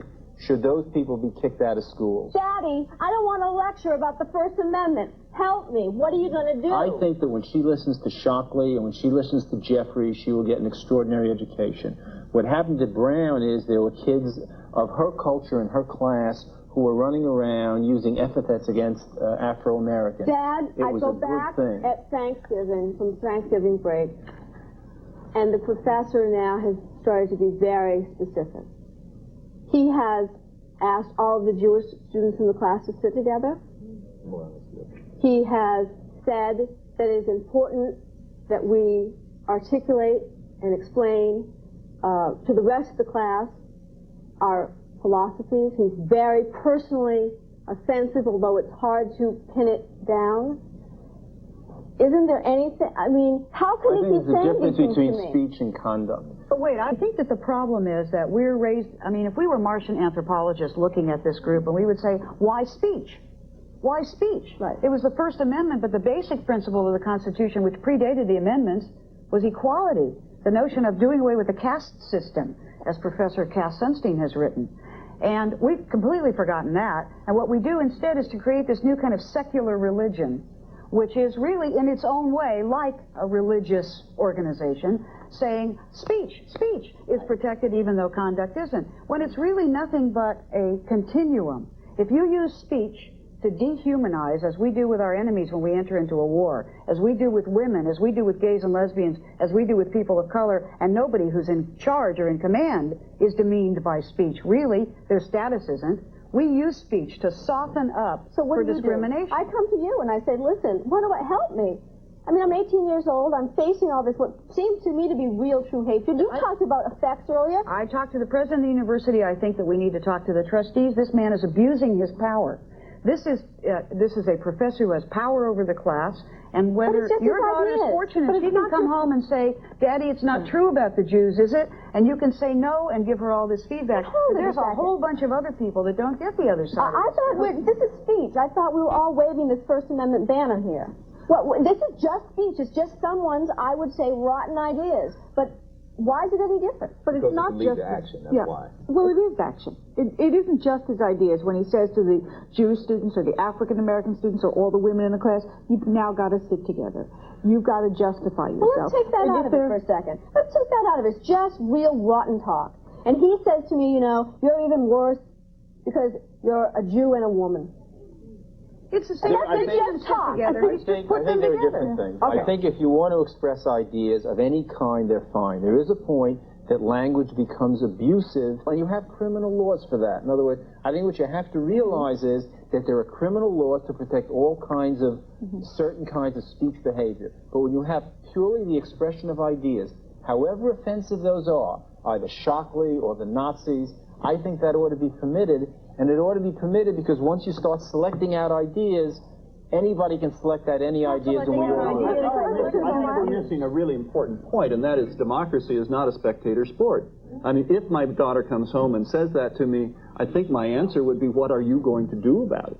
I was a graduate assistant at University of Tennessee, watched on the other side evangelical Christian students, the fundamentalist right students, try to say something in class and be absolutely crushed by professors whom I knew. And they were doing it because they thought that this was a narrow-minded, senseless, idiotic point of view, and they were going to show this person what was what. And they have crushed people ideologically because of that. In fact, your daughter's in the same school, Gray University, and she has to take a required course, and that required course is Philosophy 101. And in Philosophy 101, the professor does a lot about early Christian ethics.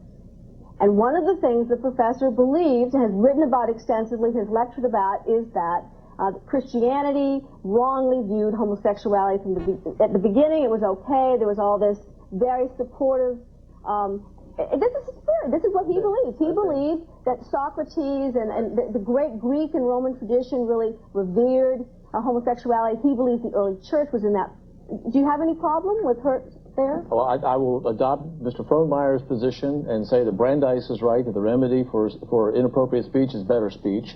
And that my job is on the Thanksgiving vacation is giving her the ammunition to give to her class to show why this is ridiculous and inappropriate and wrong. But Ms. Jewell's going to say to you, you're putting a pretty heavy burden on someone who is, one, feeling a little bit besieged herself. But this is private. I can now complain to the university. I can start a boycott of the university. I can write to Bruce Hershenson and have him use the media to explain this to people, and you can put a lot of pressure on people. All the young women with powerful fathers are fine. But in the end,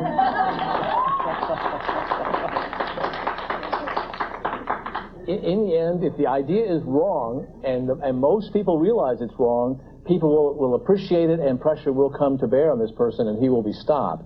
But yes, it does take a lot of backbone to protect the First Amendment and freedom of speech, particularly in contexts where you don't have the law protecting you. And in that case, a private university, you don't have the law protecting you. And yet, if this person was his secretary and not his student, he would be stopped short of saying anything that might come under the definition I think Sheila used the word power. I think once you start to get speech is one thing. Once you start to get into power relationships, so that if, let's say, it's Clarence Thomas and Anita Hill, then there's certain speech that might be wrong in that situation that might be appropriate in a classroom. So I think power is a key word. I think power is only one element. Certainly you want to look at power. That's the element that comes into play in the workplace situation where it's your secretary. But there are other issues. And some of the other issues, I think you have to distinguish between different areas of the campus. Your daughter goes to the school. She has this professor who engages in denigrating comments about Jews and women, and she doesn't like it, and she tries to speak up in class.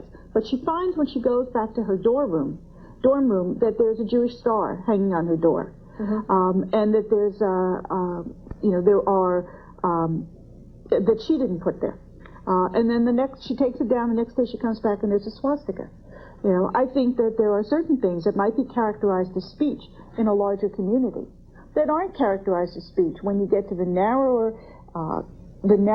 safety net of a person's dorm room, a person's home for that time period. And we have to draw these kinds of distinctions because there's a kind of terror and intimidation that comes there. But Mr. Garbus tells us once we start drawing these kinds of distinctions, we start... Mr. Garbus is wrong. I bet that's the first time anyone's ever said that to you. Mr. Hutchinson, let me ask Professor... My daughter and Gray said it also. Professor, let me ask you this question. It's your daughter, and indeed it's the KKK making its debut on the campus at Gray. Everywhere. Gray, brown, red, orange, any university. My position is this. Whether you're talking about a professor, and I agree, it's a painful... This is where it's really painful and complex. Because, yes, you're right. You're not dealing with a level playing field. Obviously, you've got a professor here who does have power and authority. You're a little student here, what do you know? So, right away, you're not dealing with equals. As painful as that is, I'm still not going to run this professor out of the class, and I'll tell you why. Because let's reverse it a little bit. Suppose there's another professor next door, that says, I love Jews. I love blacks. They're the greatest thing on the face of the earth. But there's students in there that say, I don't love Jews. I don't love blacks. Now, we've reversed it now. So are you going to say that I have the right to run that student out of, that professor out of there? So I'm saying you see where it can lead once you start playing that game. Now, let's take the Klan, for example. Let's take the Klan. Okay. We've got 1,000, we'll even move from the campus for a second, or even keep it on the campus of Gray University. You've got 1,000 rolled, knighted clansmen on the campus. I use men advisedly. And then you've got a Klan leader, the Grand Wizard, the Imperial Wizard, haranguing everybody up there, haranguing blacks, let's say, calling them every racist, vile term under the sun. He has that right. I would support that right. But now let's just say there's a black student that walks by at the back of the crowd, and as a result of his language, that all of a sudden the crowd rushes and mobs this black, lynches this black. Now, we have moved from expression, pure expression, which I support, to criminal action, which I don't support. There's a clear difference there. Now, we can understand that here. nobody has the right to lynch anybody. We can understand that no one has the right to assault anyone unless there are some of these nice things. But, my question is this, Ms. Yule.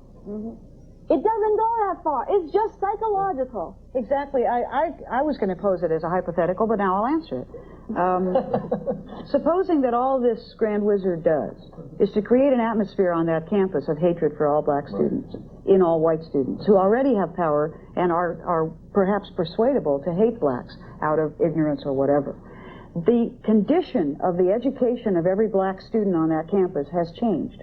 Because in addition to having to go to class and make their grades and make their bed in the dorm and whatever, they also have to go to school in an atmosphere of racism, which makes them second-class citizens, which tears the heart out of them, which may make them physically ill, just like any harassment does. It has changed the entire condition of their existence on the... Because the law the law says she basically... Hasn't answered the question. She's only described the problem. All right, now answer it. Now, she said she was going to answer it. I want to hear the answer. About what should be done? Yes.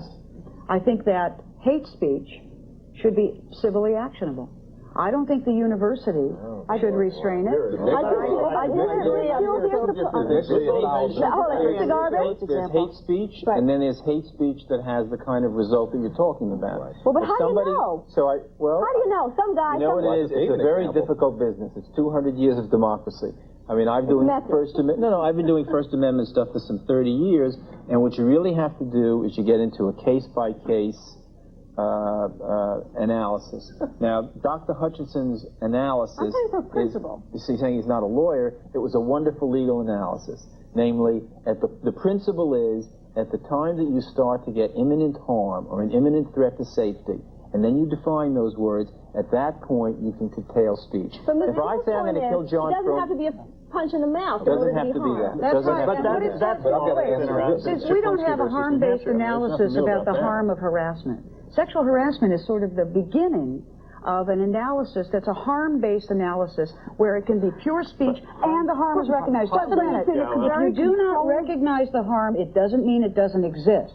It means that the person injured is expected under the law to bear that injury themselves and to suffer. To use a lawyer's term, though, this is the slippery slope, isn't it? Isn't this exactly what Mr. Garbus worried about at the beginning? This is the false equality. In other words, all bad speech is not equally harmful. It has to exist in a society that's already divided. But I think if you start with a harm-based analysis, you absolutely cripple the First Amendment. Yeah. I think if you believe speech is the answer and persuasive speech is the response, then I don't think you can also adopt a harm-based analysis. I think you have to take one or the other. You can use a harm-based analysis to justify anything. You represent us in our community, this fractious bill we live in. You represent us. I'd vote for it. You got one vote already. Now, it's not enough. You're the opposition. But I mean, seriously, okay? Seriously, folks. You've heard the argument. I mean, you've heard Ms. Yule's point, which is, listen, it's harmful. It doesn't have to be a smack in the face in order to be harmful speech. This is a threat to the very essence, if I'm not going too far, of our community, of our democracy, of our... No, of a particular oppressed class in our democracy. Of a particular oppressed class in our democracy. Mr. Garbus says, listen, once you start making these distinctions, we're down a very rugged, slippery path. What about it? No, I would agree with him, and I would particularly agree with what you said for once, John. Not always enough. No, it's true. You can't simply say that this, because this is a hate speech, which again is going to be an individual's definition, that it cannot be done or should not be done, whereas this can be done even though it's distasteful, but it isn't a harm speech. And I think once you start making those kinds of distinctions, you do indeed harm the First Amendment. Ms. Sobel, I want to ask you a question. A bunch of guys go out hunting for trouble. They say it. They tell everybody, we're going down to that new queer joint, and we're going to get us a few faggots. They do. They go down, they beat up 5 people, 2 of them very seriously. They make no bones about why they did it. They're convicted of assault. Should they get more punishment than somebody else who's just convicted of run-of-the-mill assault? Yes. Should hate add to the penalty? A hate crime add to the penalty? He's looking at me very oddly. I could feel it. My God. Yes. I mean, you know, I'm here tonight as an ACLU lawyer. It's my personal view. I argued for it strongly in the ACLU, and it is the position now adopted by my organization. When you target somebody for a specific conduct because of that person's status, because they're gay, because they're a woman, because they're of particular national origin or race, I think society has an interest in that harm that is direct in discouraging it.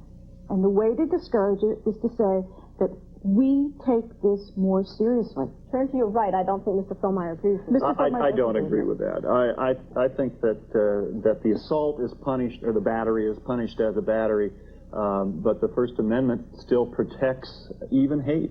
And the answer again is that we as individuals can't check out on that issue. We can't expect the government to do our speaking for us. And I think if we do not speak out against the hateful treatment of homosexuals or the hateful treatment of any group in our society, then we're all whistling in the wind anyway. So you were talking about, let's say, the hate speech. The first case that comes to the Supreme Court is a black man who's charged with being racist when he goes after whites. If you allow for these kinds of laws, you will always have minority groups primarily sitting as the defendants.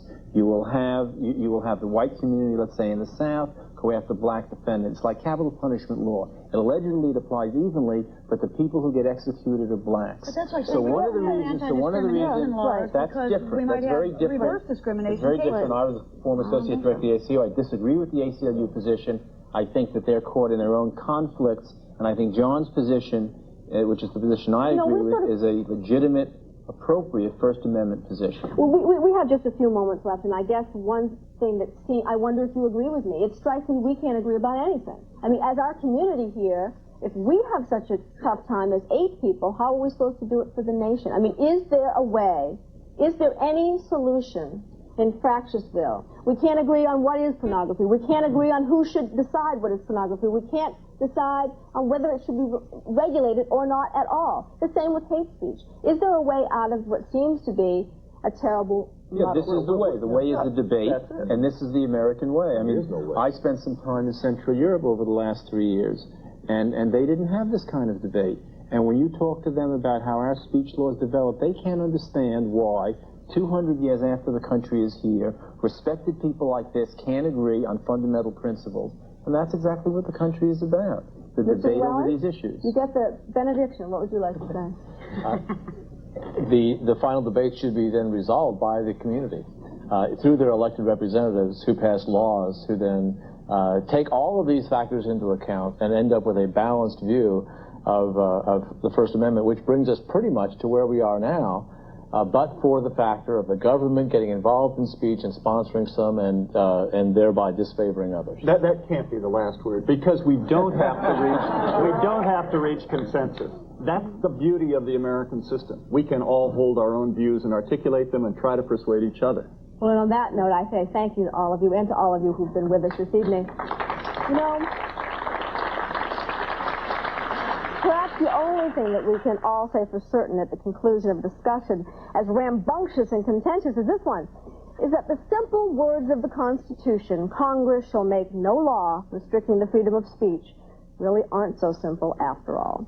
We've seen surprising areas of agreement between people that you might have thought wouldn't agree about anything, and even a few disagreements between people we thought would agree about everything.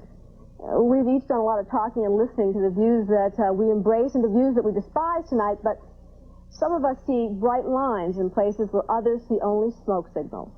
At the end of so much talk, Adlai Stevenson's words may seem appropriate. The sound of tireless voices is the price we pay for the right to hear the music of our own opinions. Thank you, and good night.